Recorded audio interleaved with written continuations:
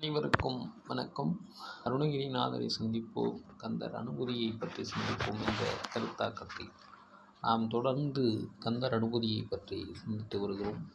இன்றைக்கு பார்க்கின்ற பாடல் 24வது பாடல். மங்கையருடைய மோகங்களை, அதாவது பொருட்பெண்டியருடைய மோகங்கள் எல்லாம் கெட்டு திருவருள் ஊக்குவிக்க இந்த முருகப்பெருமானுடைய அருள் கிடைக்க இந்த பாடலை நாம் ஓத வேண்டும். நாம் பிறவி எடுத்ததனுடைய பலன் பரம்பொருளை அடைய வேண்டும் என்ற கருத்தாக்கத்திலேயே இந்த பாடலை அருணகிரிநாதர் அனுபவித்து எழுதியிருக்கிறார் என்பது தெளிவாக புலப்படுகிறது. அவர் வாழ்நாளில் இந்த பொருட்பெண்டியரிடம் மாட்டிக்கொண்டு, விலைமாதரிடம் மாட்டிக்கொண்டு எப்படியெல்லாம் என்னுடைய வாழ்நாளை வீணாக கழித்தேன், அதுக்கப்புறம் முருகப்பெருமான் அருள் கிடைத்த பிறகு அதையெல்லாம் நினைத்து பார்த்து எப்படியெல்லாம் பொழுதை நான் வீணாக கழித்தேன், இப்படிப்பட்ட ஒரு அற்புதமான பரம்பொருள் இருப்பது தெரிந்து பிறகு எப்படியெல்லாம் வீணாக நான் இந்த காலத்தை போக்கியிருக்கிறேன் என்று அடியவர்களும் உணர்வார்கள். தேவையில்லாத மோகங்களில் தேடி கூடி அலைகின்றவர்களுக்கெல்லாம் என்னுடைய வாழ்க்கையே ஒரு பாடமாக இருக்கும் என்று அருணகிரிநாதர் இந்த பாடலில் பதிவு செய்கிறார். கூர்வேல் விழி மங்கையர் கொங்கையிலே, கூர்வேல் விழி மங்கையர் கொங்கையிலே, சேர்வேன் அருள் சேரவும் எண்ணுவதோ, சூர்வேலோடு குன்றும் தொலைத்திடும் நெடு போர்வேலே புரந்தர பூபதியே. சூர்வேலோடு சூரபத்மனின் குலம் முழுவதையும் அழித்து அவனுக்கு நல்லருள் செய்தவர் முருகப்பெருமான்.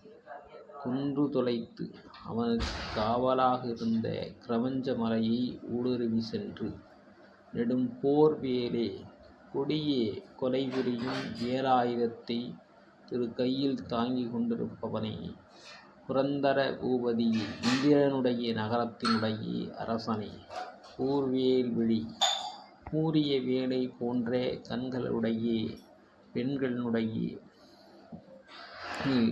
கண்களில் மழங்கி விழுகின்ற மானிட செயல்களெல்லாம் நான் ஈடுபட்டிருந்தேன். அது தவறு என்று இப்பொழுது உணர்கிறேன். மங்கையர் கொங்கையிலே, மாதர்களினுடைய தனங்களிலே, அதாவது முளைகள் விழுந்து வீணாக நான் இந்த உடல் சுகத்திற்கு, அழிவி போகின்ற இந்த உடல் சுகத்திற்கு அலைந்து திரிந்து கடந்திருக்கிறேன். அவர் மட்டுமில்லை, நிறைய பேர்கள் இப்படி ஓடிக்கொண்டிருக்கிறார்கள். அதை அவர் மூலியமாக இறைவன் இந்த அருளை ஊக்குவிக்கிறார். இந்த ஞானிகள் யோகிகள் எல்லாம் இப்படி ஒரு நாடகத்தை நடித்து இதெல்லாம் பொய்யானது என்பதை உணர்த்தவே அவர்களை அவதரித்து வைத்திருக்கிறார் இறைவன்.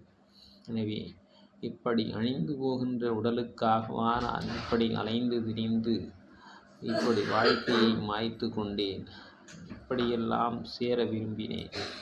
அருள் சேர எண்ணும் உன்னுடைய திருவருளை பெற நான் என்ன பாக்கியம் செய்திருக்கிறேன், வீணாக இத்தனை நாட்கள் நான் காலம் கழித்திருக்கிறேனே, கேவலம் அழிந்து போகின்ற இந்த நாற்றமற்ற உடலை ஆக எவ்வளவு நாள் அலைந்து திரிந்திருக்கிறேன்.